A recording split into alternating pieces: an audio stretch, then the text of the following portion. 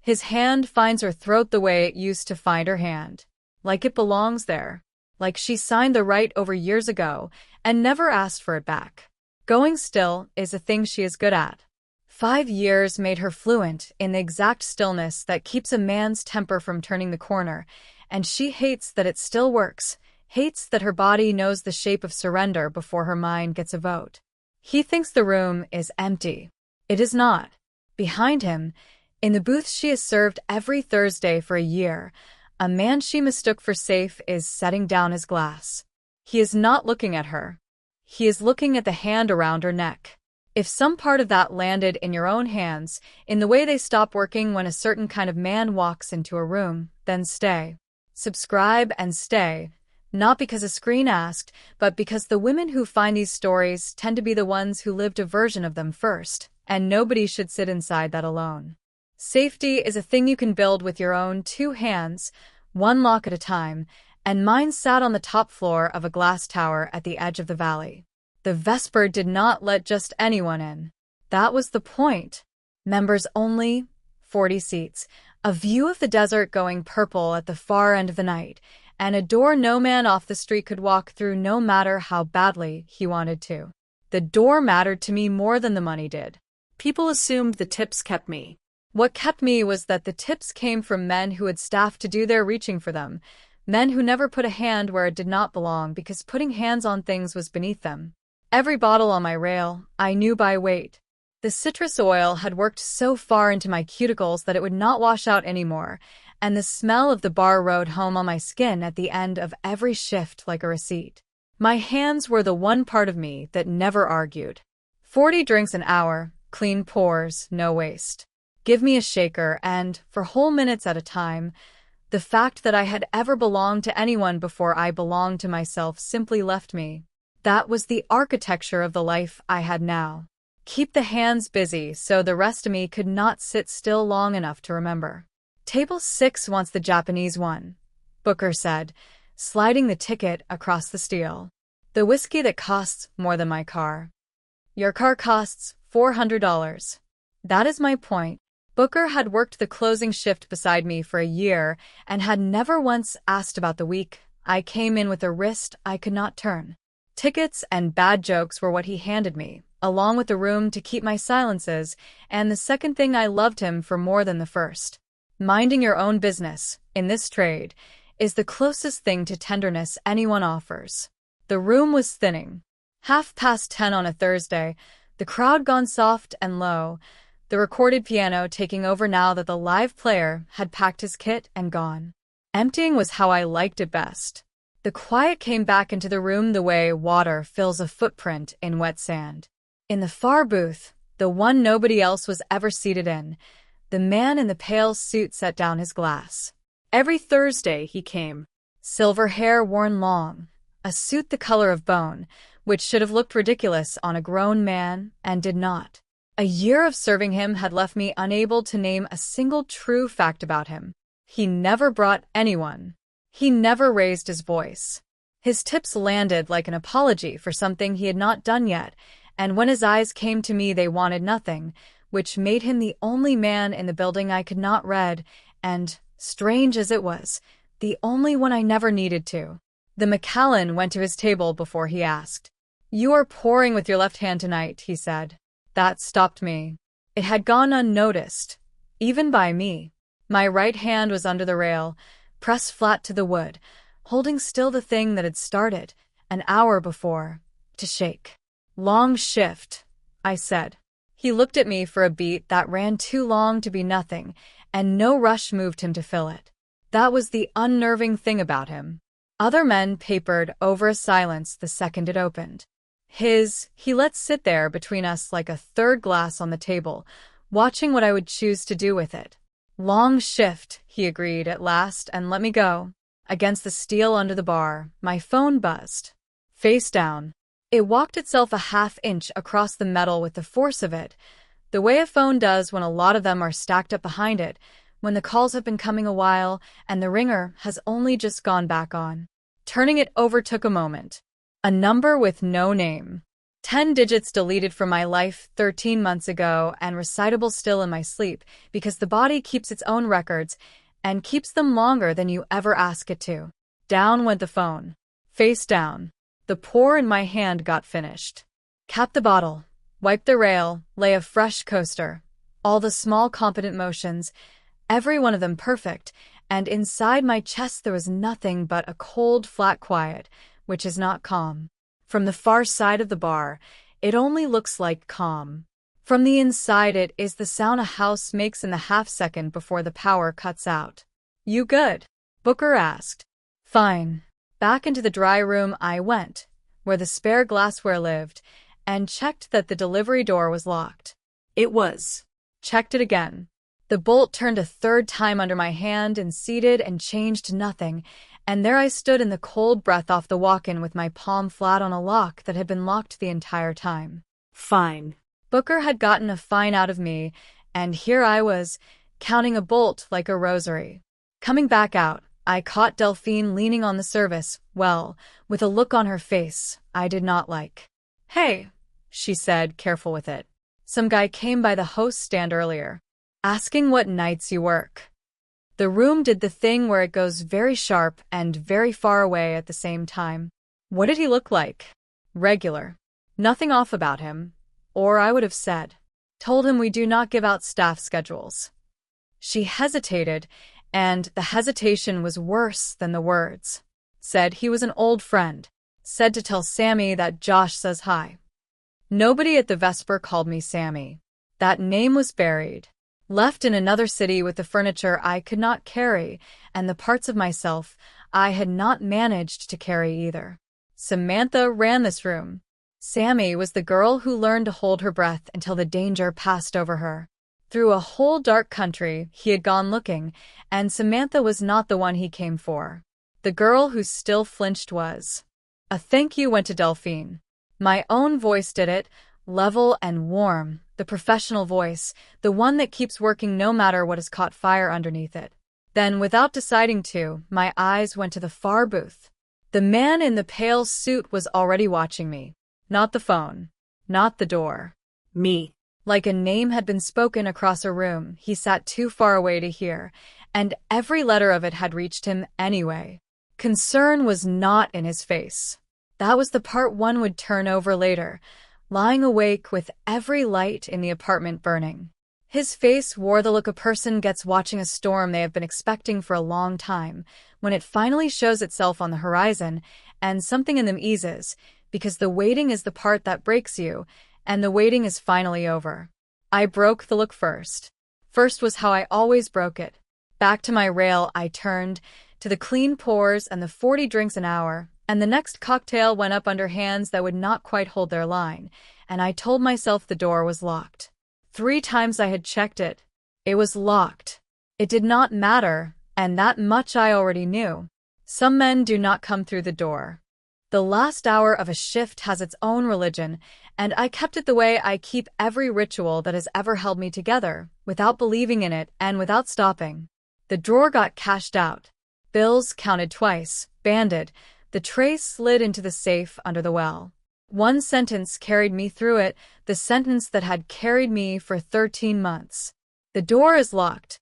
Nobody comes in who is not on the list. My whole life was built on that sentence the way other people build on scripture, and, like scripture, it held only as long as no one tested it against the night. Booker pulled his jacket on by the service doors. You closing alone? I always close alone. Text me when you are down in the garage. I would not. We both knew it.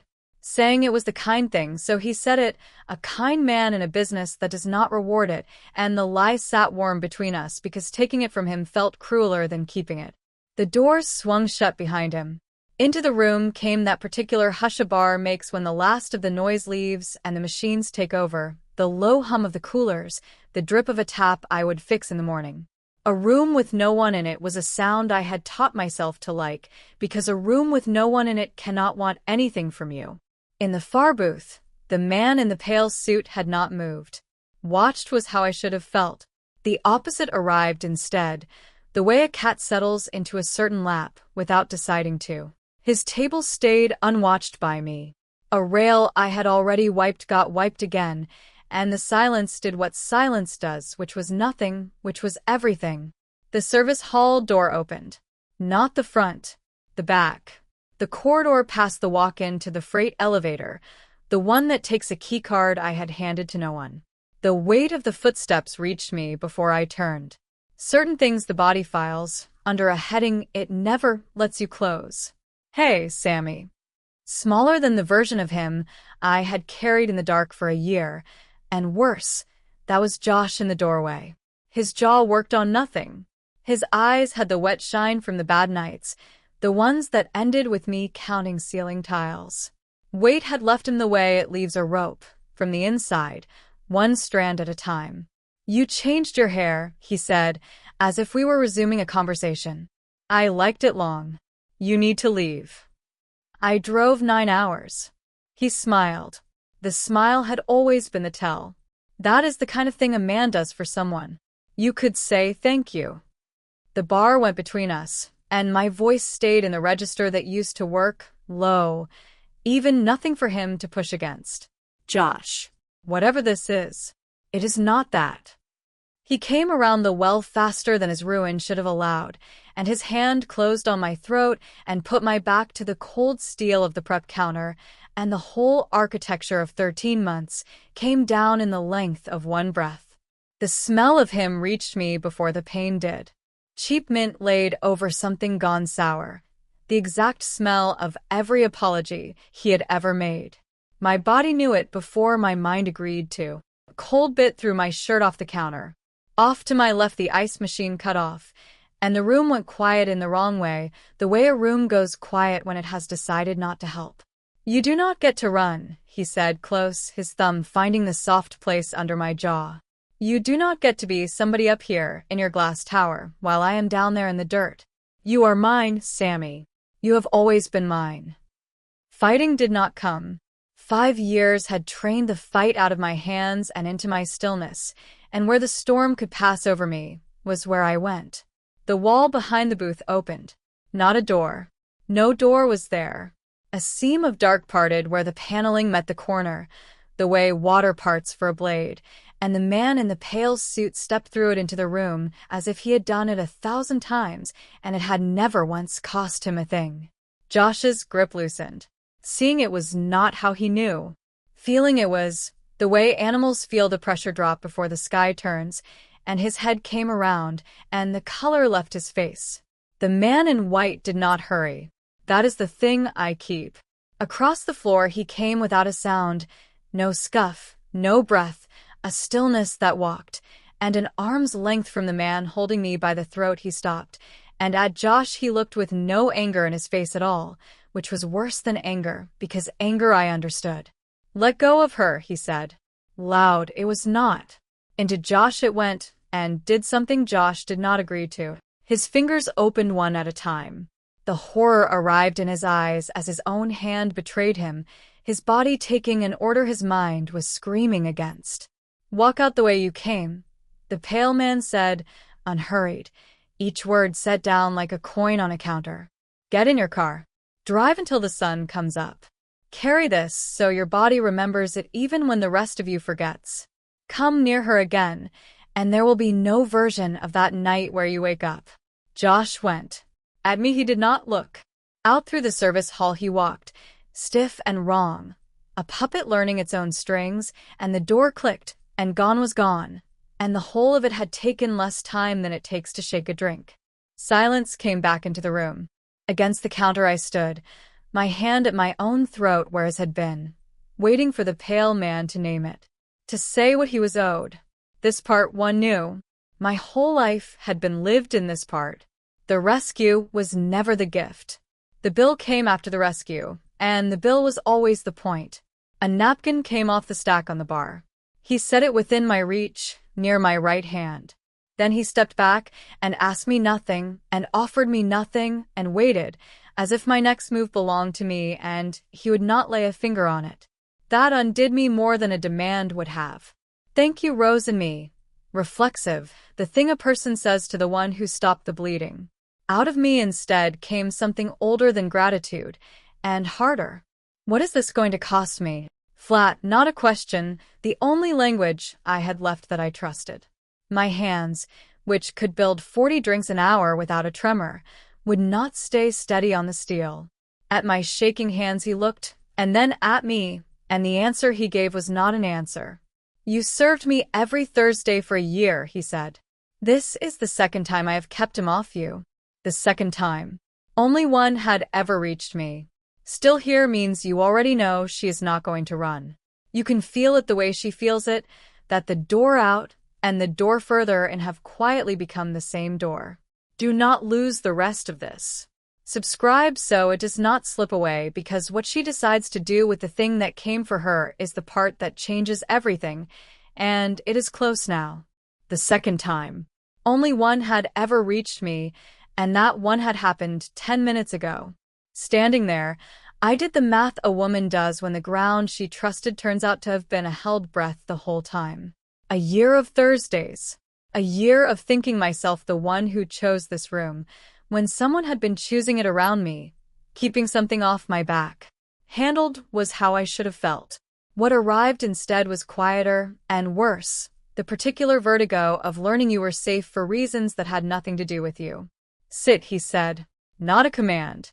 The chair on the far side of his booth, the one no one was ever seated in, he drew out, and behind it he stood the way a man does who has taught his manners in a century that still had them.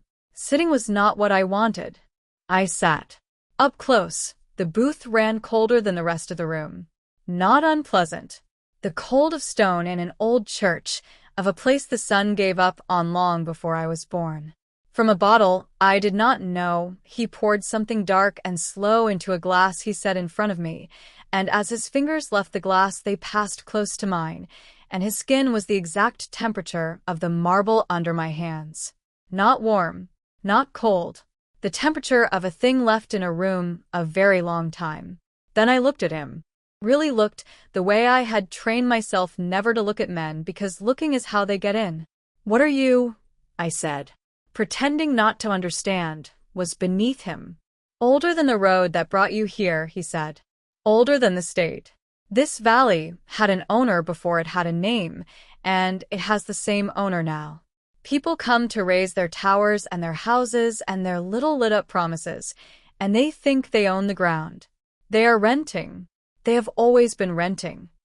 The part of me that keeps me alive should have stood up and left. She stayed in the chair. She picked up the glass. What about me? I said. The Thursdays. The keeping him off me. Where does that go in the ledger? Out it came like a splinter carried so long the skin had grown over it. Ledger. Josh had kept one. Every ride, every rent, every night he let me stay, read back to me at the exact moment my hand reached for the door. The shape of a debt was a thing I had learned so well I could feel one forming in a room before anyone said its name. The corner of his mouth moved, and it was not a smile. You think I am building an account, he said. A page with your name on it, a number at the bottom, and one day I turn it around and show you what you owe. His own glass he set down untouched. For a year I have watched men do that to you through the bottom of a whiskey I do not drink. I know exactly what it looks like. This is not that. Then what is it? You pour a clean drink in a filthy world, he said. Never once have you looked at my face like a thing to be afraid of, or a thing to be spent. 1 hour a week, you gave me, where nobody in the room wanted anything from me. That is not a debt, Samantha. It is the only thing in 100 years I have not had to take. My name. My real one. Not the one Josh dragged in on the bottom of his shoes. The whole of it, the woman who ran the room, handed back to me by the only creature in it who had earned nothing from me and asked for nothing still. 5 years had taught me that when a man tells you who you are to him, he is naming his price. I sat and heard him do it, and heard, underneath, the thing I had stopped believing was real. What I was worth to him was not what he was telling me. What he saw was. There is a difference between the two, and remembering it took until that moment, and the remembering hurt worse than the grip on my throat had, because so long had passed without it that my body had filed it under lost. For a while neither of us said anything. Past the glass, the desert had gone full dark, the valley a scatter of small lights that did not reach us. No clock ticked anywhere in his part of the room. Sitting there, I understood that never once in a year had I seen him check the time, because time was not the thing that came for him. Finish the drink, go home, do not come back to this booth, that was what I told myself. Find a new room, a new set of locks, a life that did not run through him. Still telling myself that, I leaned in, not away. Declan was his name. He gave it to me like it cost him something. The stillness broke from the far side of the room. A man had come in the way Josh had, through the service hall. Except this one belonged. Broad, plain, the kind of face you forget while you are still looking at it. To the booth he crossed, and bent, and put 3 words against Declan's ear. Lo, meant only for him. They reached me anyway. Rooms carry when they have decided to. It did not hold. Declan went still in a way that made every still thing I had ever seen look like motion. The cold in the booth dropped 1 more degree, the church quiet going to something with teeth set in it. Say the rest, he said. The plain man weighed me with 1 look, deciding whether I should hear it, then decided I already had. He is not running. Whatever you put in him, he burned through by the county line. Stopped for the thing he always stops for, and it ate the order right out of his head. A pause I felt in my teeth. He is coming back. And he is worse than before. Down went the glass, slow, the way you set a thing down when you already know the next thing you lift will be heavier. Back into my chest came the cold, flat quiet, the sound a house makes before the power goes, the one I knew from a year of Thursdays and 5 years before them. Keep my distance from this man, that was what I had told myself. This old, cold thing in a pale suit. My chair did not go back. I moved it in. Inside is a word you only understand after the door has closed behind you. My chair had moved in, and the moving cost me nothing and everything. Nothing because it was 2 inches of carpet.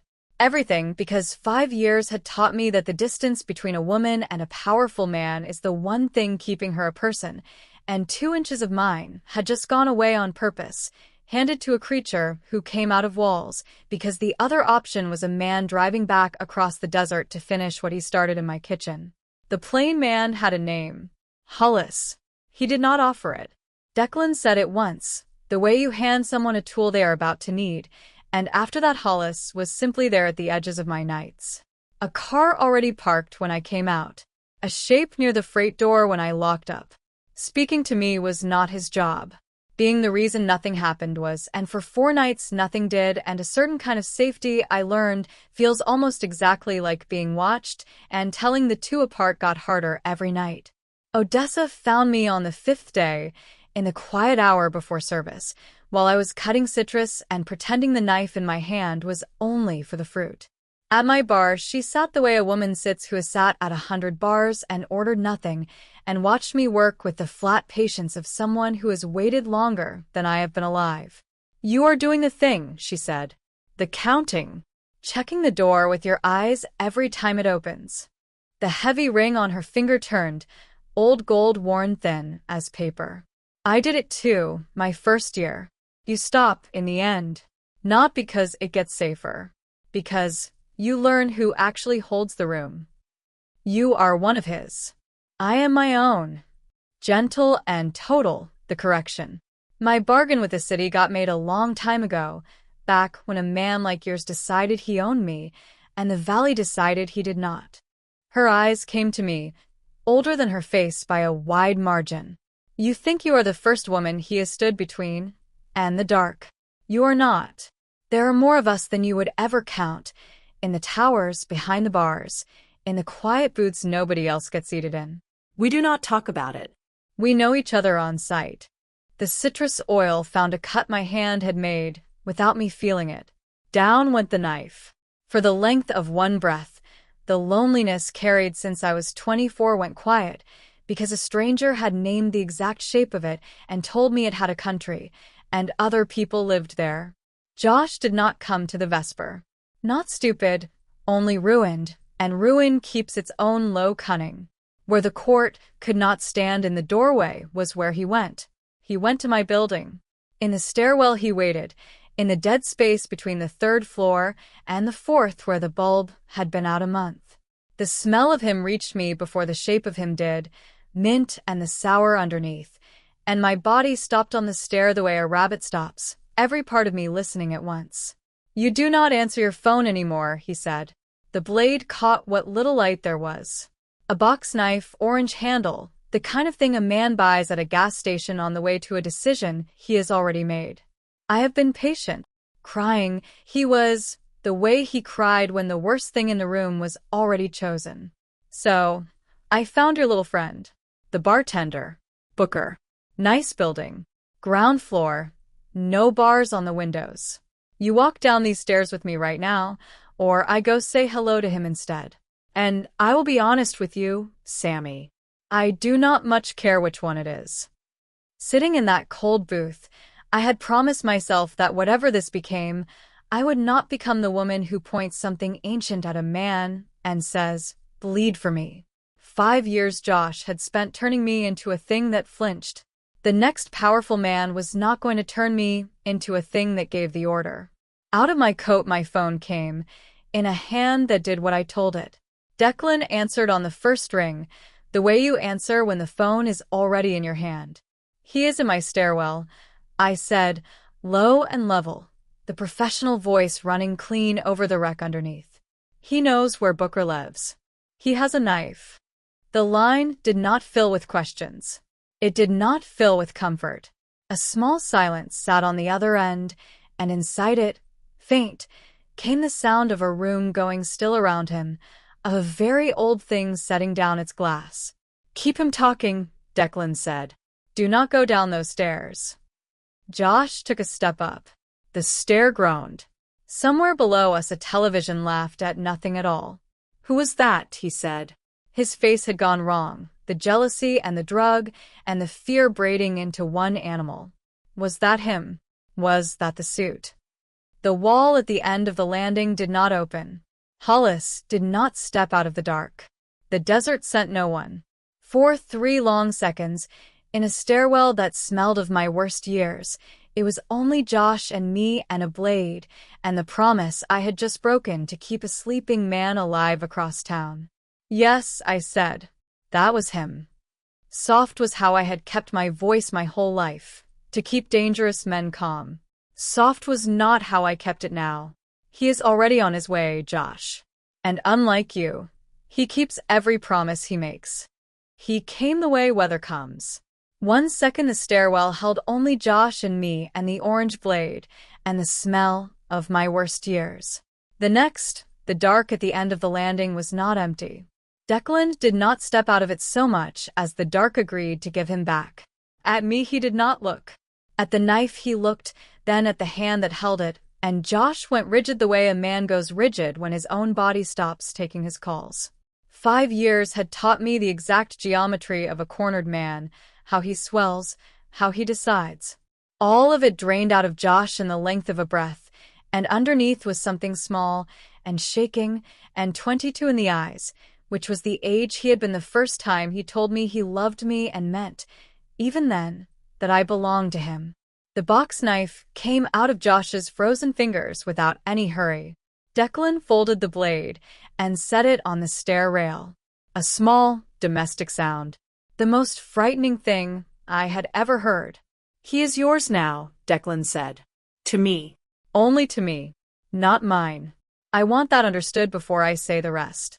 You have him. Do it." "No." Gently, which was worse than any cruelty. A very long time I have spent taking the choices out of people. It is the whole of what I am. I take a man's yes and make it a no. I take his hand off a throat.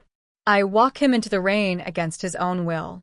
I am the last creature in this valley who should be trusted with a decision that belongs to someone else. He turned to me then, fully, and his pale eyes held me the way nothing had held me in years, without wanting, without taking. "So this one I am not going to steal, not even to spare you it." Very quiet, the stairwell. Below us the television had gone off. Even the buildings seemed to be listening. "There are 3 doors," he said. I can reach into him and take you out. Every memory, every road that leads to your name. He wakes tomorrow, and you were never real to him, and he lives a small, forgetful life and never knows what he lost. A pause set down like a coin. I can make him simply stop. No pain. A light switched off in a room he was already leaving. More mercy than he ever gave you. Blinking was not in him. Or I can give him back exactly what he spent on you. Every night, every bruise, every hour you lay awake counting the ceiling. I can put it in his own hands and make him do it to himself, and hold the ending open so it never closes, so he lives the whole of dying and never once reaches the far side of it. His voice did not rise. Whichever you choose, I will do. Choose for you, I will not. That is the one thing I will never do to you. There it was. The thing no one had handed me in my whole adult life. Not my mother, not the courts, not the good men who wanted credit for their patience. A choice. A real one, with weight, with a cost I would carry out of that stairwell and keep, held out to me by the most dangerous thing in the state, as though it were the only gift worth giving. The woman I wanted to be came to mind. She was merciful. She chose the second door. She was better than the thing done to her, and she proved it here, in the dark, by being kind to a man who had never once been kind to her. Standing there, I waited to become her. She did not come. What came instead was quieter and older and mine. Booker asleep on his ground floor with no bars on the windows. That came. 13 months of locks. Every apology that smelled of cheap mint, and the ledger, and the girl who learned to hold her breath, and the understanding that mercy, for me, tonight, would only be one more performance of smallness.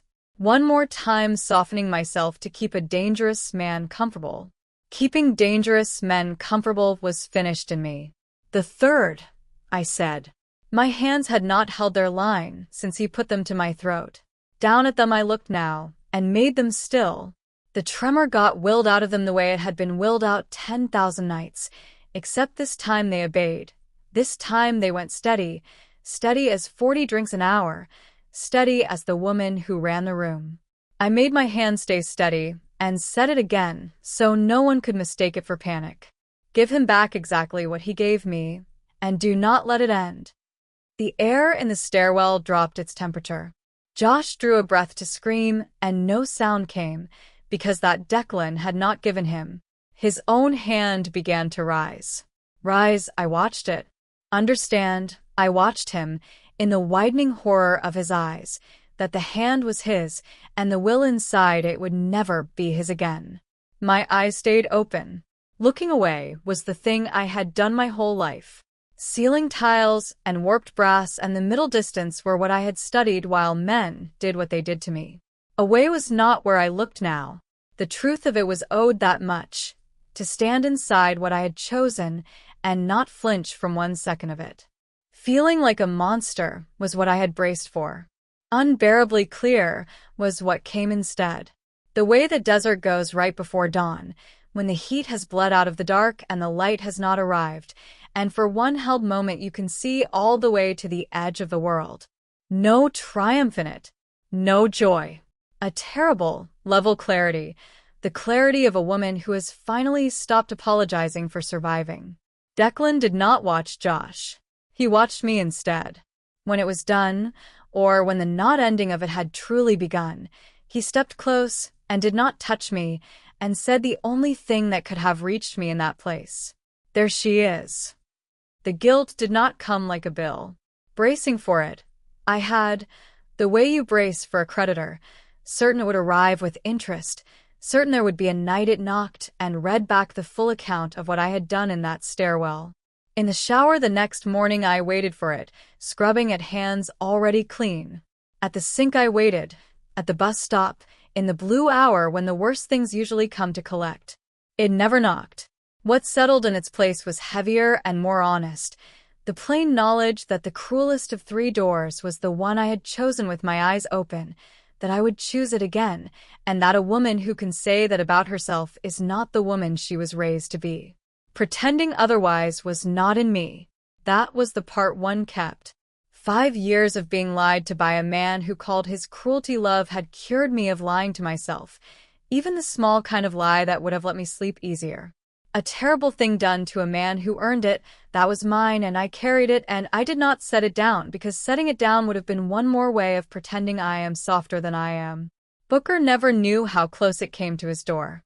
In he came the next Thursday with his bad jokes and his $400 car, and not knowing was a gift I could still give him, and there were not many left in me that were clean. Odessa found me again, weeks on.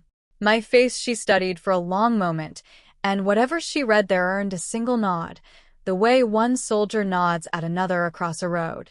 "You slept," she said. "Yes." "Good." The old ring turned on her finger. The ones who do not sleep are the ones who lied to themselves about what they wanted. You did not. That is the whole difference in the end. Not the door you picked. Whether your eyes stayed on your own hand while you picked it. Declan came back to the Vesper on a Tuesday, 6 weeks after the stairwell, when summer had finally cracked the desert open and the glass ran with heat lightning that never reached the ground. His booth took him, the one no one else is seated in. The Macallan went over without asking, the way it had for a year, except the edge of the table did not stop me this time. "They think less of you now," I said. Heard it, I had, in the way Hollis stood, in the careful distance Odessa kept from the booth. "Your people. Because of me." "Yes." No decoration on it. A creature of my kind is measured by what he can make others do. A wall has gone up around one person that even I am forbidden to cross, and they have noticed and they have drawn the correct conclusion. It has cost me. Then undo it. No. The glass turned in his hand, undrunk. Old gold light caught the scar of some century in his face. "Hear the whole of it," he said, "before you decide what it is. I will never compel you. Not to keep you. Not to quiet you. Not to save your life. Dying in front of me, with one word from me enough to hold you here, and I will not say it. You will be the one thing in this world I have chosen never to be able to move. Everyone else alive I can take. You, I have made myself unable to touch." His eyes did not leave mine. Lightly, that is not given, and it cannot be taken back. The most dangerous thing in this valley, I am handing to a woman who pours whiskey, and telling her the leash is in her hand now. Not mine. Very quiet, the room went around that. Not the wrong kind of quiet from the kitchen, all those weeks ago. The kind with room inside it. Across the far glass, heat lightning walked without a sound, lighting the desert and letting it go dark, lighting it and letting it go. What he had done, I understood. A man who owned me would have said, "You are mine." The opposite was what he said. "You are the one person I can never own," he said, and the only power his kind respects he had given up to make it true. My hand rose to my throat, to the collar of my shirt, the old reflex, 13 months of covering what men had left on me. Halfway up, it stopped. Down it came. The last of the fading marks, I let them stay where anyone could see them, because shame was not what they were. A receipt was what they were. Paid, and I was still standing at the bar I had earned.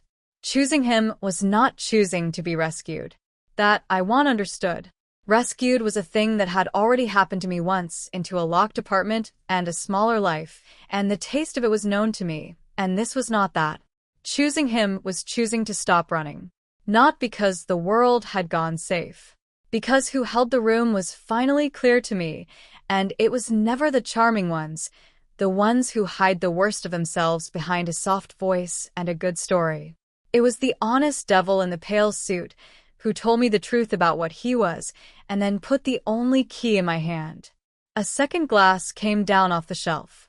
Both went onto the mahogany, and I poured, 2 clean measures, no waste, and my hand stayed steady. Steady as 40 drinks an hour. Steady as the woman who ran the room, who runs it still, who is not afraid of the dark anymore, because the dark works for her now. 1 glass, I slid across to the thing in the white suit. The devil kept his promises. It turned out that was the only thing I had ever asked of anyone. Other women in this city made a bargain with something that should have swallowed them, and walked out owning a piece of it instead. Their stories run quieter and harder to find. If this one settled into you like a stone finding its floor, then stay where these stories are kept. Subscribe and come back for the ones still deciding whether the devil they know is the safer one, because not every woman in this valley gets what I got, and some of them are still fighting for it.